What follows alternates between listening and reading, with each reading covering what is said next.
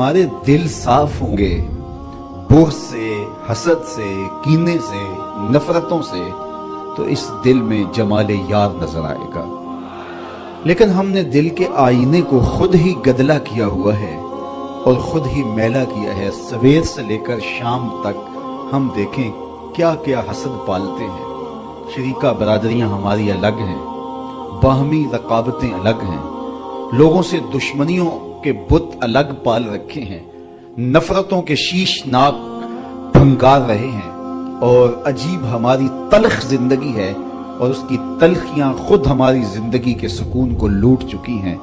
اگر ہم چاہتے ہیں کہ ہماری زندگی خوشگوار گزرے، ہماری زندگی کے اندر ٹینشن نہ ہو، ہماری زندگی طمانینت کا مرقع بن جائے، تو سب سے پہلے اپنے دل کو کدورت سے صاف کرنا ہوگا، دل کے آئینے کو مصفہ کرنا ہوگا، اندر کی دنیا کو مزکہ کرنا ہوگا۔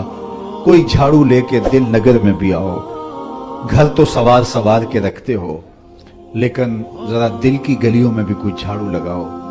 گھروں میں تو چراغاں کرتے ہو، کوئی پیار کا دیا یہاں بھی روشن کرو۔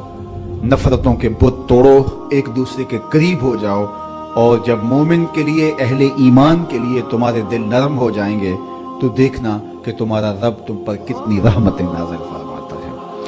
تو سب سے بڑی چیز یہ ہے کہ ہم اپنے قلوب کی صفائی کا، اس کی تطہیر کا، اس کی پاکیزگی کا سامان کریں، کیونکہ بنیاد یہی ہے۔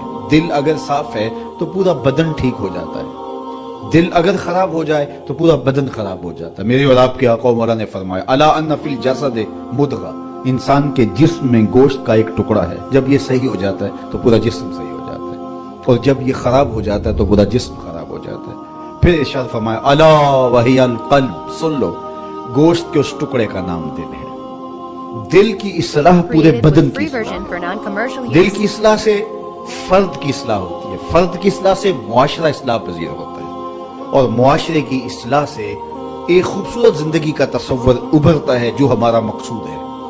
لیکن ہم اپنے دل کو نفرتوں کے الاؤ میں رکھا ہوا ہے، اور ہر وقت حسد، بغض، کینے ہمارے سینے کے اندر پل رہے ہیں۔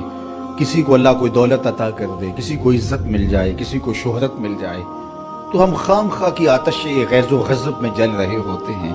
تو اپنے دل کی پاکیزگی کا سامان کرنے کی ہمیں تلقین کی گئی ہے۔ تو فرمایا یہ صحیح ہو جائے تو پورا جسم صحیح ہو جاتا ہے۔ بلکہ حضرت رومی علیہ الرحمہ نے تو قلم توڑ دیا، دل بدست آور کے حج اکبرست، از ہزاراں کعبہ یک دل بہترست، کعبہ بن گاہے خلیل اطہرست، دل گزر گاہے جلیل اکبرست۔ کہا دل کو قابو میں لے آ، یہی حج اکبر ہے، ہزار کعبے سے ایک دل بہتر ہے۔ کہا اس لیے کہ کعبہ حضرت ابراہیم خلیل کی گزرگاہ ہے، دل رب جلیل کی گزرگاہ۔ اور اگر کعبے بھی چلے گئے، دل ہی صاف نہ ہوا، تو وہ کیا کسی نے کہا تھا نا، کعبے گیا گل نہیں مک دیجئے، دلوں نہ مکائی۔ تو اس کا صحیح ہونا پہلی شرط ہے۔ دل کی اصلاح پورے بدن کی اصلاح ہے، اس کی ستھرائی پورے بدن کی ستھرائی ہے۔ تو اس لیے اس کو قابو میں کرو۔ یہ کائنات ہے۔ ہمارے صوفیاء پہلی توجہ دیتے ہی دل پہ ہیں۔ جو عالم ہوتا ہے اس کا حملہ دماغ پہ ہوتا ہے، لیکن صوفی کا حملہ دل پہ ہوتا ہے۔ وہ سمجھتا ہے دل ٹھیک ہو گیا تو پورا بدن ٹھیک ہو جائے گا۔ دل کی اصلاح پورے بدن کی اصلاح ہے۔ صوفیاء اس کو کائنات صغیر کہتے ہیں، چھوٹی کائنات۔ پوری کائنات کو اگر اس کا خلاصہ بنائیں تو دل بنتا ہے، دل کو پھیلائیں تو کائنات بنتی ہے۔ وچے بیڑے وچے چھیڑے وچے ونج مہانے ہو، 14 طبق دلے دے اندر تمبو وانگوں تانے ہو۔ تو کامیاب ہوا ہی وہی، حقیقی کامیابی اسے ملی کہ جس نے اپنے دل کو ٹھیک کیا، جس نے اپنے اندر جھاڑو دیا، جس نے اپنے باطن کی صفائی ستھرائی کے سامان کیے، جس نے اندر کے میل اتارے۔ اللہ اکبر! جس نے اپنے اندر کی غلاستیں دور کی۔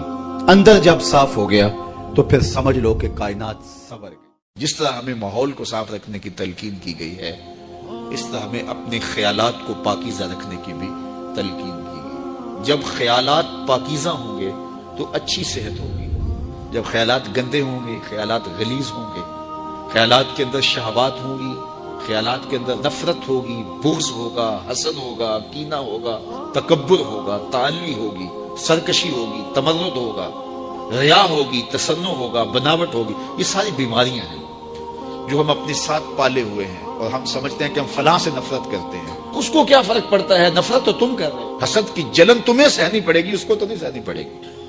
بغض رکھتے ہو، کینہ رکھتے ہو، نفرت رکھتے ہو، تو ہم کہتے ہیں ہم فلاں سے رکھتے ہیں. میاں فلاں کو کیا فرق ہے؟ وہ سب کچھ تو تم اپنے اندر رکھے ہو. وہ کیمیائی عمل جو ہوتا ہے، جو صحت پہ مضر اثرات پڑتے ہیں، طبیعت میں گھٹن آتی ہے، طبیعت میں غصہ پیدا ہو جاتا ہے اور ہر وقت چڑچڑا مزاج ہو جاتا ہے، ہر وقت ایک بے چینی میں رہتے ہو، تو وہ تم رہتے ہو، وہ تو نہیں رہتا.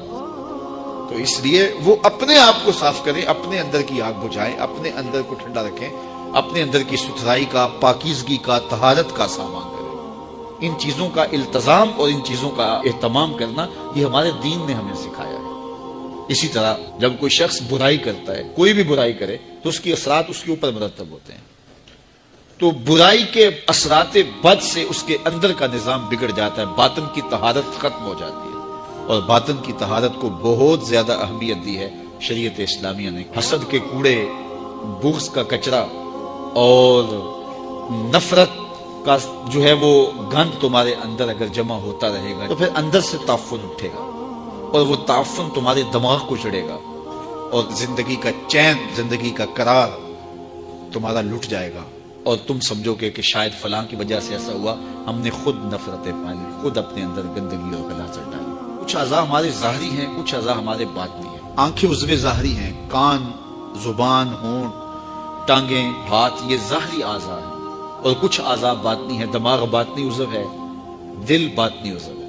تو یہ جو ظاہری عضو ہیں، اس کی کچھ غلاظتیں، گندگیاں ظاہری ہیں، اور ان کی غلاظتیں کچھ باطنی ہیں. مثال کے طور پہ ہاتھ کے اوپر میل لگ گیا، ہاتھ کے اوپر کوئی نجاست لگ گئی، تو یہ عضو ظاہری کی ظاہری غلاظت ہے، تو اس کو پانی سے صاف کیا جا سکتا ہے. پاؤں کو چلتے چلتے کوئی گندگی غلاظت لگ گئی تو آپ آ کے اس کو جلدی سے دھو لیں گے، یہ عضو ظاہری کی ظاہری غلاظت ہے. لیکن ان اعضاء کی ایک باطنی غلاظت بھی ہے. مثال کے طور پہ یہ ہاتھ ہے، یہ عضو ظاہری ہے، اس کی ظاہری غلاظت تو یہ تھی کہ اس کے اوپر کوئی گندگی لگ گئی، لیکن باطنی غلاظت یہ تھی کہ اس ہاتھ سے تم نے کسی سے ظلم کیا، تو یہ باطنی غلاظت لگ گئی. یہ زبان، اس کی ظاہری غلاظت تو یہ تھی کہ کوئی منہ میں ایسی چیز پڑ گئی جو گندی تھی، تو اس کی ظاہری غلاظت ہے اس ظاہری عضو کی. لیکن اس ظاہری عضو کی باطنی غلاظت کیا ہے؟ اس زبان سے جھوٹ بول دیا، اس زبان سے بہتان لگا دیا، اس زبان سے کسی کو گالی دے دی، اس زبان سے سب و شتم کیا، اس زبان سے کسی کے لیے برا لفظ بول دیا، تو اس عضو ظاہری کی یہ باطنی غلاظت ہے. اس طرح یہ آنکھ کی ظاہری غلاظت یہ ہے، اس کے اندر کوئی میل پڑ گئی تو یہ ظاہری غلاظت ہے. لیکن اس آنکھ کو شہوت سے بھر لیا، گوشائے چشم سے کسی کی تحقیر کی، کسی کی تذلیل کی، تو اس ظاہری عضو کی باطنی غلاظت ہوئی. اسی طرح باقی اعضاء بدنیہ ہیں، تو ہر عضو کی جو ظاہری ہے اس کی ایک ظاہری غلاظت ہے، اس کی ایک باطنی غلاظت ہے. تو ہمیں کہا گیا کہ ہم اپنے اعضاء جو بدن کے ہیں ان کے ظاہر کو بھی صاف رکھیں اور ان کو باطنی غلاظتوں سے بھی پاک رکھیں، ستھرا رکھیں. اس طرح ہمارے باطنی اعضاء ہیں. مثال کے طور پہ دماغ ہے، دماغ کی بیماری اور دماغ کی غلاظت ہے، اس کو تکبر پیدا ہو جاتا ہے، عجب پیدا ہو جاتا ہے. یہ خمار انسان کو کہ میں بڑا ہوں، یہ انسان کو چھوٹا کر دیتا ہے، یہ انسان کی زندگی کا چین چھین لیتا ہے، یہ تقوی کو اجاڑ دیتا ہے، یہ باطن کے پلے چھوڑتا کچھ نہیں کہ میں بڑا ہوں. اس کائنات میں سب سے بڑا جرم ہوا یہ ہے کہ ابلیس نے کہا تھا انا خیر منہ، میں بہتر. یہ میں جو تھی اس نے اس کا بیڑا کر دیا. جو بڑا ہوتا ہے اس کو بتانا نہیں پڑتا میں بڑا ہوں، لوگ دیکھتے ہیں کہ وہ بڑا ہے. بڑائی لفظوں سے نہیں بتائی جاتی، بڑائی کردار کی ہوتی ہے، بڑائی سوچوں کی ہوتی ہے. بڑا آدمی دکھائی دیتا ہے کہ یہ بڑا ہے، اس کی عادات سے پتہ چلتا ہے بڑا ہے، اس کے اطوار سے پتہ چلتا ہے بڑا، اس کے طرز زندگی سے پتہ چلتا ہے کہ وہ بڑا ہے. تو کسی کو چھوٹا نہ سمجھو، کسی کو حقیر نہ جانو. واصف علی واصف مرحوم نے کہا تھا کہ کوئی چھوٹا تب نظر آتا ہے کہ اسے دور سے دیکھا جائے یا پھر غرور سے دیکھا جائے. کسی کو قریب سے دیکھیں اور پیار سے دیکھیں تو پھر کوئی چھوٹا نہیں ہوتا. کس کو پتھر مارے ناصر کون پرایا ہے، دل کے شیش محل میں ایک ایک چہرہ اپنا لگتا ہے. لوگوں سے پیار کرو، لوگوں سے محبت کرو، لوگوں کو قریب کرو. نفرتوں کے سوداگر نہ بنو، محبتوں کی دکان کھولو. جہاں تک ممکن ہو لوگوں کی خیر خواہی کرو، اور اگر لوگوں کے لیے خیر خواہی نہیں کر سکتے